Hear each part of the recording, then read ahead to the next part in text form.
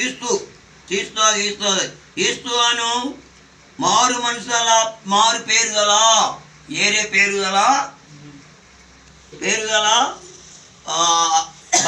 బర్బా అంట. బర్బా అనబడిన ఏసేపు అనబడిన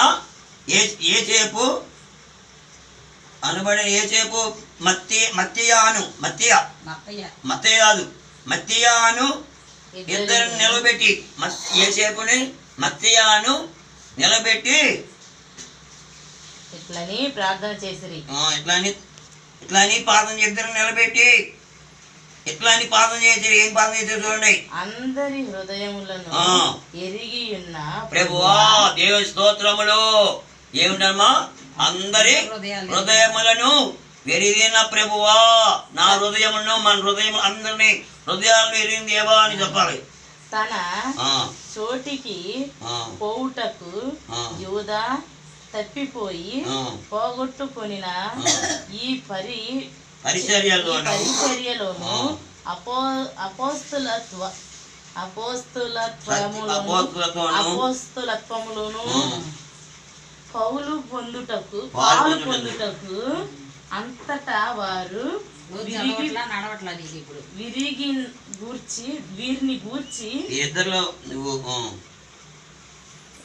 గూర్చి చీట్లు వేయగా మత్తయి పేరుట చీటి వచ్చెను గనుక అతడు 11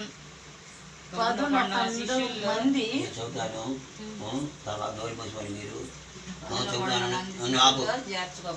ఏసేపు మత్తయ్య అను వారిద్దరిని నిలబెట్టాడు. ఏం చేశాడు? నిలబెట్టి ఎట్లా అని ప్రార్థన చేసిరి. అందరి హృదయమును ఎరిగిన దేవా. ఏంటమ్మా? అందరి హృదయమును ఎరిగిన దేవా, నీ హృదయమును నా హృదయమును ఎరిగిన దేవుడు ఆయన, అన్నీయూ ఎరిగిన వాడు ఆయన. ఎరిగి ఉన్న ప్రభువా తన చోటికి పోయడమా తప్పిపోయి పోగొట్టిన ఈ పరిచర్య ఏం చేశాడు? అయ్యోదా పోగొట్టుకున్నాడు. ఆ పోగొట్టుకున్నప్పుడు ఏం చేశాడు చూడండి. అంతటా వారి వీరిని గురించి చీట్లు వేయదా మత్తయ్య పేరుదా చీటి వచ్చెను.